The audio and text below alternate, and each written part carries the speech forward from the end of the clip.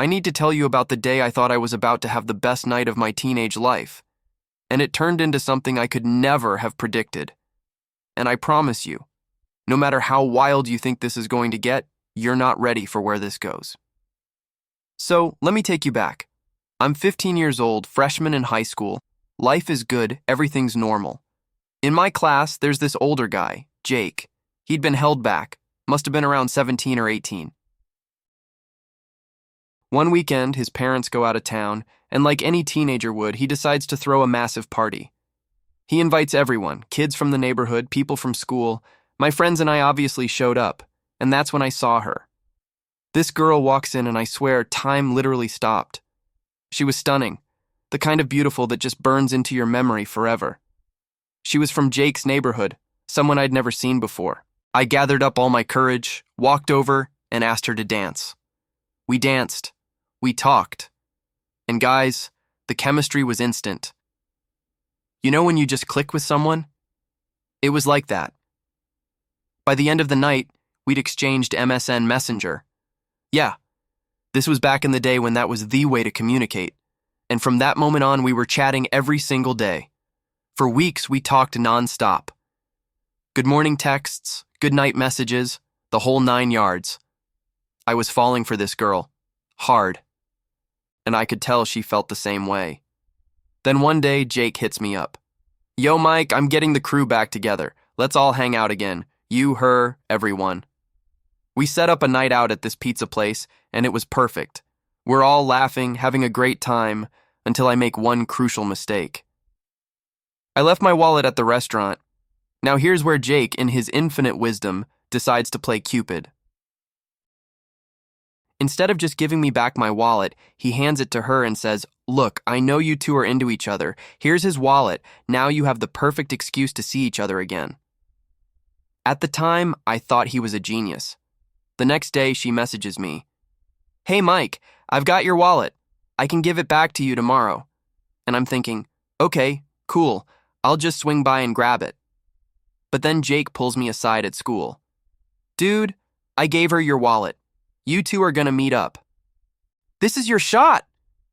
A few hours later, my phone rings. It's her. "Mike, do you want to come over to my place to pick up your wallet?" Guys, I lost it. In my 15-year-old brain, this was it. This was the moment. I immediately called Jake, and he was more excited than I was. "Bro, it's happening! Here!" And this dude literally pulls 2 condoms out of his backpack and hands them to me like he's giving me the keys to the kingdom. He even gave me a full tutorial on how to use them. Classic Jake. I raced home, took the longest shower of my life, drowned myself in cologne, got dressed in my best outfit, and headed to her house feeling like I was on top of the world. I rang the doorbell, my heart pounding out of my chest. And her mom answered the door. I literally froze. All my confidence evaporated in half a second. I'm standing there thinking, okay, either her mom's gonna leave, or she's one of those cool moms who'd rather this happen at home than somewhere else. Her mom smiled at me, super friendly. "Hi, Michael. She'll be right out. You can wait on the patio." So I sat down, trying to play it cool, but inside I was freaking out. A few minutes later, she comes out, gives me a hug, and sits down across from me. We're chatting. Everything seems normal. And then she hits me with the weirdest question. "What's your dad's name?" I'm confused. Robert. Why?" She doesn't answer right away. Instead, she asks again, "Robert what?" "Robert James Anderson. Seriously, what's going on?" I can see something shifting in her expression. She's looking at me differently now, and I have no idea why. She takes this deep breath, and I can tell whatever she's about to say is serious. "Where does your dad live?" I tell her, and her face just drops. She looks absolutely mortified. My stomach starts turning. Something is very, very wrong here, and I don't understand what. And then, from the kitchen, her mom, who's been pretending to chop vegetables this whole time, yells out something that would change my life forever. "Girl, stop stalling and just tell him that your father is his father." Time stopped. I couldn't move. I couldn't speak. I couldn't even breathe. I just sat there, completely frozen, my brain trying desperately to process what I'd just heard. It was like someone had just ripped the floor out from under me. Wait. What? Everything started clicking into place. She must have seen my dad's full name in my wallet and asked her mom about it, and her mom had confirmed what neither of us wanted to be true. The girl I'd been crushing on for weeks, the girl I came here to meet, the girl I had 2 condoms in my pocket for, was my sister. The silence between us was deafening. We both just sat there, staring at each other in complete disbelief. This couldn't be real. This had to be some kind of nightmare. But it was real. Very, very real. She finally broke the silence. If you want to stay, there are 2 more brothers of yours on the way. They really want to meet you. At this point, I was so shocked I couldn't even think straight. I figured, well, I'm already here. Might as well. So I stayed. I met these 2 guys who apparently were my brothers. We talked, exchanged stories, tried to make sense of this insane situation.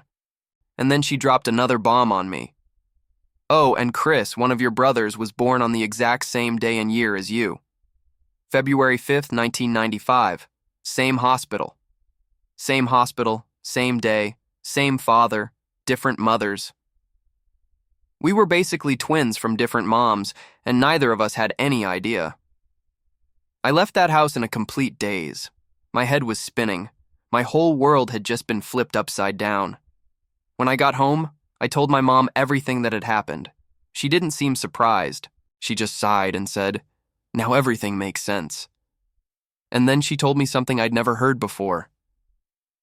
When my dad came to visit me at the hospital after I was born, a nurse had asked him, "Wait, weren't you just upstairs visiting another baby a few minutes ago?"